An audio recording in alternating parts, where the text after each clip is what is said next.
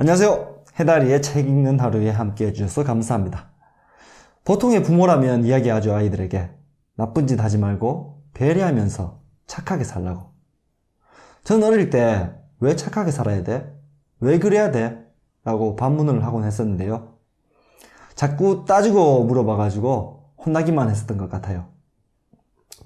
사는 건 절대 쉽지 않고 힘듭니다. 그런데 그 와중에 왜 굳이 감사할 거리들을 찾아가면서 억지로 사회의 책임감을 가지고 이타심을 가지면서 살아야 하는 이유는 뭘까요? 너무 당연하다고요? 절대 그렇지 않습니다. 매우 심각한 문제죠. 제대로 대답하지 못하는 어른들이 대부분이니까요. 아무렇지도 않게 착하게 살 필요 없다고 가르치는 부모들도 많습니다. 세상에서 제일 기쁜 건 구독하기. 오늘은 도덕의 뿌리에 대해서 기독교와 만들어진 신의 관점으로 비교해 보도록 하겠습니다. 무신론과 유신론으로 나누기에는 의견들이 너무 다양하게 나올 것 같죠? 그래서 어쩔 수가 없었습니다. 미리 말하는데 이번 영상은 절대로 신이 있는지 없는지를 말하는 게 아닙니다. 6장 도덕의 뿌리, 우리는 왜 선한가?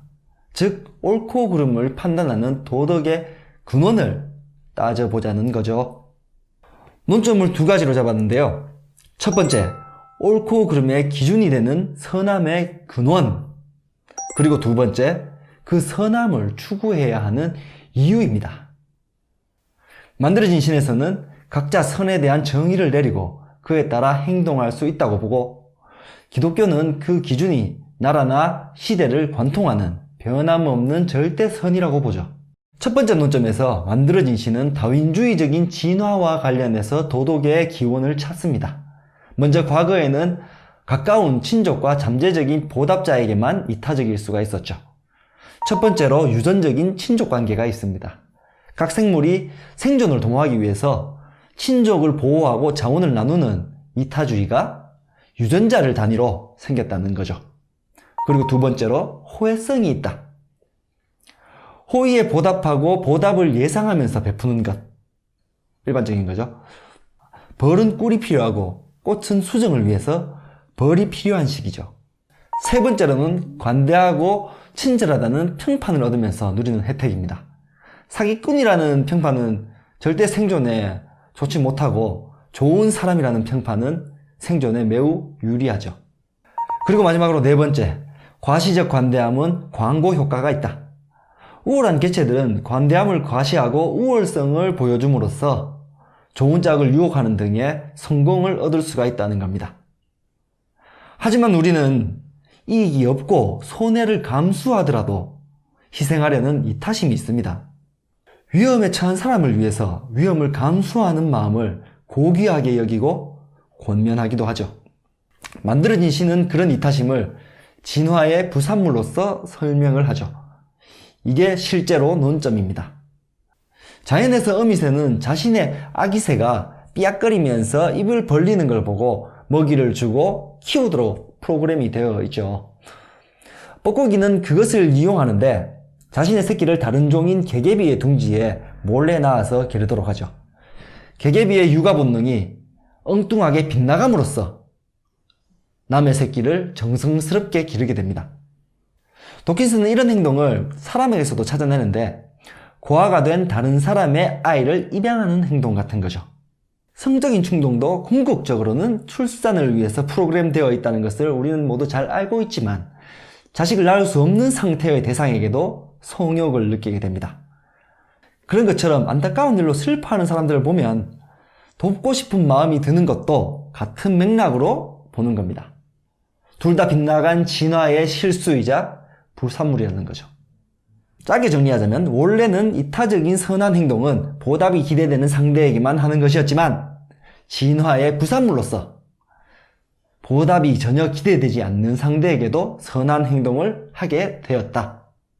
그럼 기독교에서 보는 도덕의 근원은 뭘까요? 하나님이 일부러 법처럼 기준을 만들어서 인간들을 규제하는 것은 아닙니다. 하나님의 본성이나 본질이라고 보고 있습니다. 우리는 보통 연인이나 배우자에게 다른 이성과 은밀한 의도로 만나지 말라고 하는데요. 아마 상대방을 복종시키려는 의도로 만든 규칙은 아닐 겁니다. 다만 우리 본성이 그것을 원하지 않는 거죠. 그리고 서로가 진정으로 사랑한다면 많은 유혹에 흔들리더라도 자연히 따르려고 합니다. 하나님의 본성은 우리가 인식하는 양심이나 성경의 말씀으로 알 수 있다고 봅니다.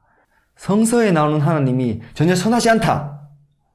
여성 혐오적이고 일부 다처제를 옹호하고 자신의 피조물을 지옥으로 보내는 끔찍하고 시대착오적인 것이 성경이다. 이런 반응이 예상됩니다.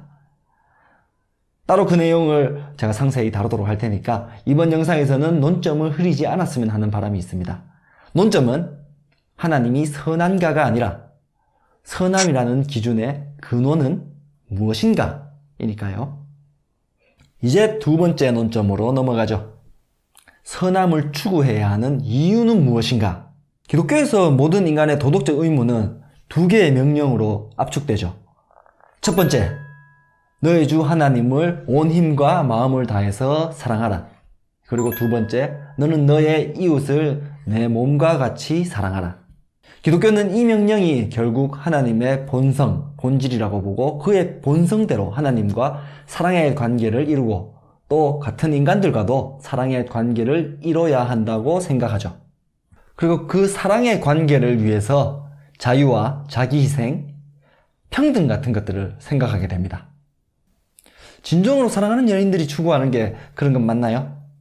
서로에 대한 의무를 지니는 동시에 기쁨을 누리는 것. 여기서 잠깐!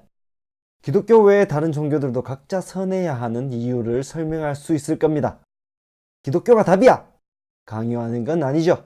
제가 믿고 가장 잘 아는 것이 기독교니까 알려드린 거죠. 만들어진 신에서는 어떻게 설명을 할까요? 만들어진 신은 우리에게 신이 없어도 충분히 선할 수 있다고는 하지만 선해야 하는 이유를 설명하지는 못합니다.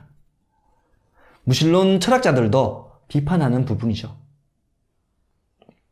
사례 연구로 살펴본 도덕의 뿌리에서 종교인과 비종교인을 상대로 여러 도덕적인 상황에 대한 판단을 하는 실험을 했을 때 종교인과 비종교인이 판단하는 게 별로 다르지 않다고 합니다.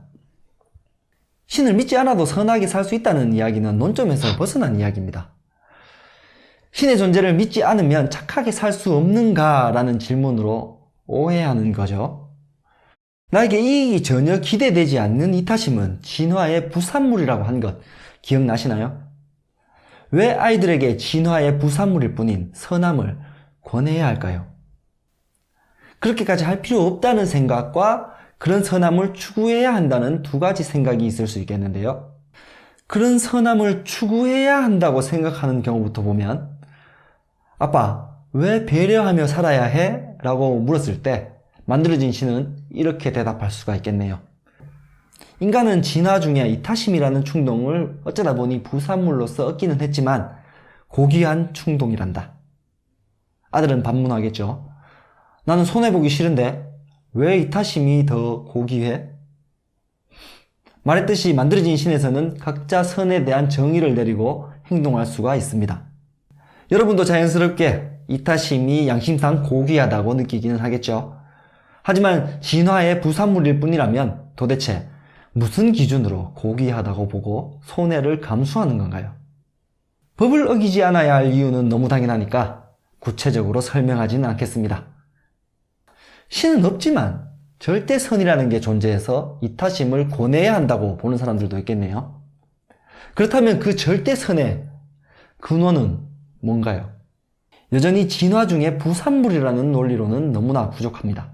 내가 속한 사회를 서로 사랑하는 살기 좋은 사회로 만들기 위해서다. 그러면 결국 본인과 자녀 그리고 이웃 모두가 이롭게 된다는 경우가 많은데요. 맞습니다. 진리 중에 하나죠. 하지만 모든 이타심은 이익이 있다라고 설득하는 거죠. 왜 내가 분명히 손해라고 판단을 할 때에도 사회의 유익에 신경을 써야 할까요? 자기만 생각하면 안 되니까, 이의적이면 안 되니까 라고 대답한다면 결국 이타적이어야 한다 라는 대답일 뿐입니다. 축구를 왜 하는가 라는 질문에 점수를 따려고 라고 대답하는 것처럼 의미가 없죠. 점수를 따려고 하는 것은 축구 그 자체의 이야기이지 축구를 하는 이유는 못 되기 때문입니다. 축구는 축구라고 대답하는 게 틀린 말은 아니지만 논의를 전혀 진전시키지는 못합니다. 사실 요즘엔 이타심을 권하지 않는 어른들도 있죠. 착하면 이용당할 뿐이니까요. 그걸 아이들에게 당당하게 가르치기까지 합니다. 제가 보기에 이런 사람들은 부자나 기득권층에게 윤리적인 책임을 이야기할 수가 없습니다. 부자들이 법적으로 문제만 없다면 가난한 사람들을 신경 써야 할 이유가 뭔가요? 신분제도를 없애야 할 이유는 뭐고 노예를 해방시켰어야 하는 이유는 뭘까요? 노예나 천민을 부당하게 착취한다고요? 왜 부당하죠? 분명히 법의 테두리 안에 있었는데 이타심을 가질 필요가 없는 거라면 도덕적으로 지적할 수는 없습니다. 반란의 위험이나 평판 때문이라고 생각한다면 손익을 계산하는 것이 이타심은 아닙니다.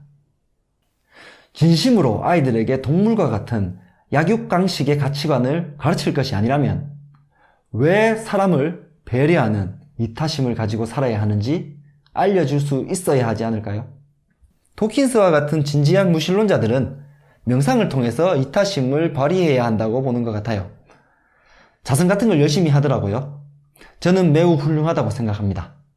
명상으로 세상은 불공평하고 부당한 것을 받아들이고 내면에서 순수한 자신을 만난다는데 제가 보기에는 명상 중에 자아를 약간 신성하게 보는 종교적인 느낌이 들기는 해요. 기도나 참선 뭐 그런 것처럼요. 여러분은 아이들에게 왜 타인을 배려하는 이타심을 가지고 살아야 하는지 충분히 설명할 수가 있나요? 세상을 살아가는 것은 힘든 겁니다. 절대 만만하지 않죠. 살다 보면 어릴 때의 정의감이나 이타심은 점점 약해지고 쾌락이나 권력 등으로 삐뚤어지는 경우도 많습니다. 어른이라면 아이들에게 선한 마음의 근원과 그 마음을 지켜야 하는 이유에 대해서 진지하게 고민하고 알려줄 수 있어야 하지 않을까요? 만들어진 신 다음 영상은 7장 선한 책과 변화하는 시대 정신을 위주로 이야기를 해볼 텐데요. 기독교를 비난하는 여러 가지 내용들에 대해서 반성도 하고 오해에 대해서 이야기를 하게 될 것 같아요. 기대해 주세요. 다음 영상에서 만나요. 빠이빠이.